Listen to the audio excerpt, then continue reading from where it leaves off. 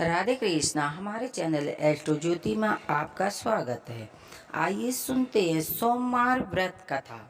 देवों के देव महादेव बहुत ही भोले भाले माने जाते हैं, इसीलिए उनका नाम भोले बाले है। पौराणिक कथा की मान्यताओं के अनुसार भगवान शंकर को प्रसन्न करने के लिए किसी तरह की आवश्यकता नहीं है, क्योंकि वे इतने भोले भाले हैं।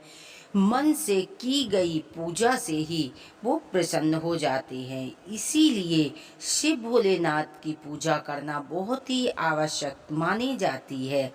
आइए सुनते हैं सोमवार व्रत कथा। एक बार किसी शहर में एक साहूकार रहता था।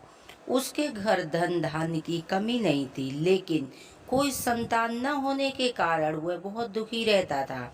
संतान प्राप्ति के लिए वो हर सोमवार को व्रत किया करता था और पूरी श्रद्धा के साथ शिव मंदिर में जाकर भगवान से माता पार्वती की पूजा अर्चना किया करता था।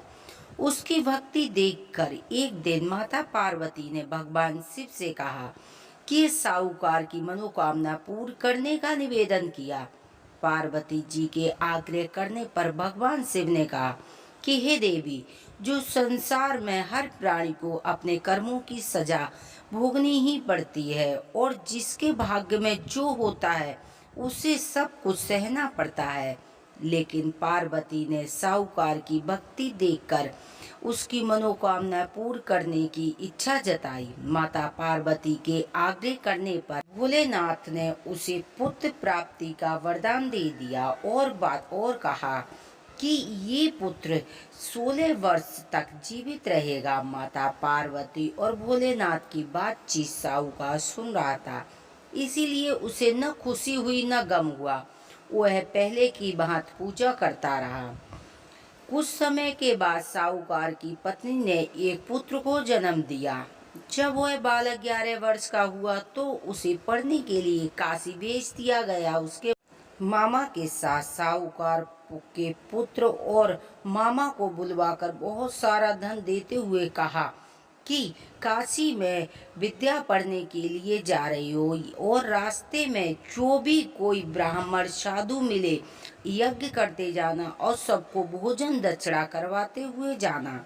दोनों मामा भांजे इसी तरह यज्ञ और ब्राह्मणों को दान देते हुए नगर से निकल पड़े। इस दौरान एक नगर पड़ा जहां वो एक राजा की कन्या का विवाह था, लेकिन जिस राजकुमार का विवाह होने वाला था वह एक आंख से काना था।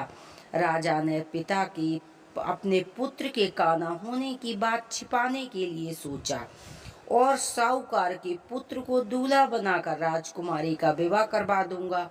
विदा के बाद बहुत सा धन देकर इन्हें विदा कर दूंगा और राजकुमारी को अपने नगर ले जाऊंगा।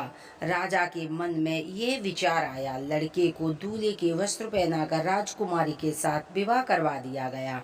साहूकार का पुत्र ईमानदार था, उसे ये बात सही नहीं लगी, इसीलिए उसने अवसर पाकर राजकुमारी के दुपट्टे पर लिख दिया कि तुम्हारा विवाह मेरे साथ हुआ है, लेकिन जिस राजकुमार के संग तुम्हें भेजा जाएगा वह एक आंख से काना है।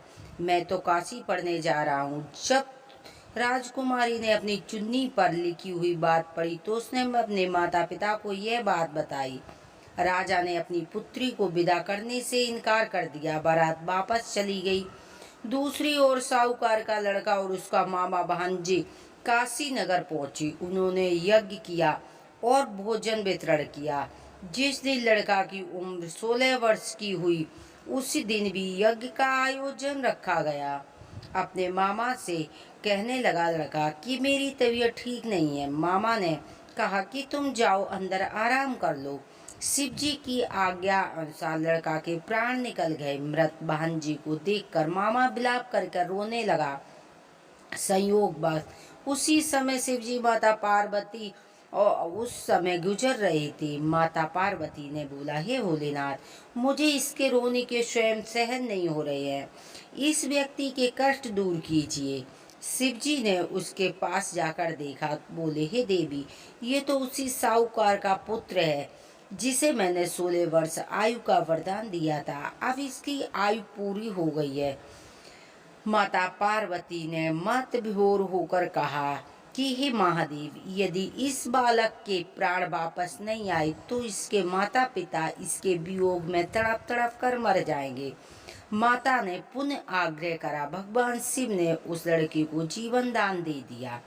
शिव जी की कृपा से वह लड़का जीवित हो गया। शिक्षा पूरी करके मामा के साथ अपने नगर की ओर चल दिया।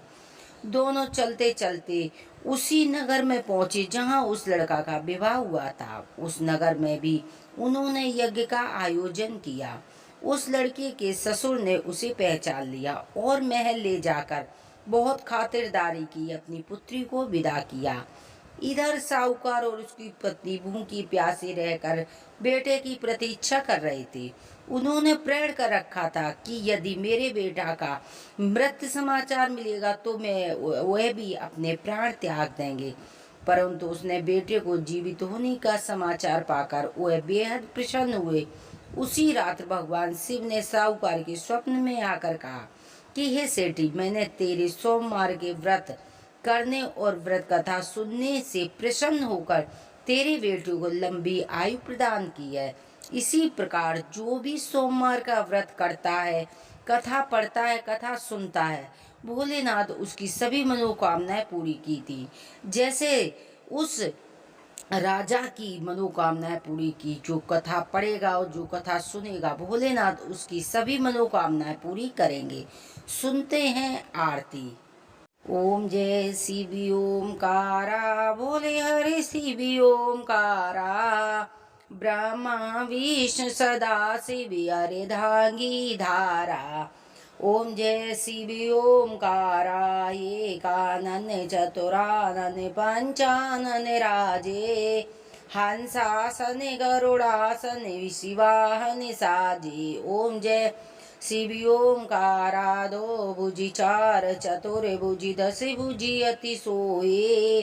त्रिगुण रूप निरखते त्रिभुजन मन मोहे। ओम जय हरि हरि महादेव, अच्छी माला वन माला मुंड माला धारी। त्रिपुरारी कंसारी कर माला धारी।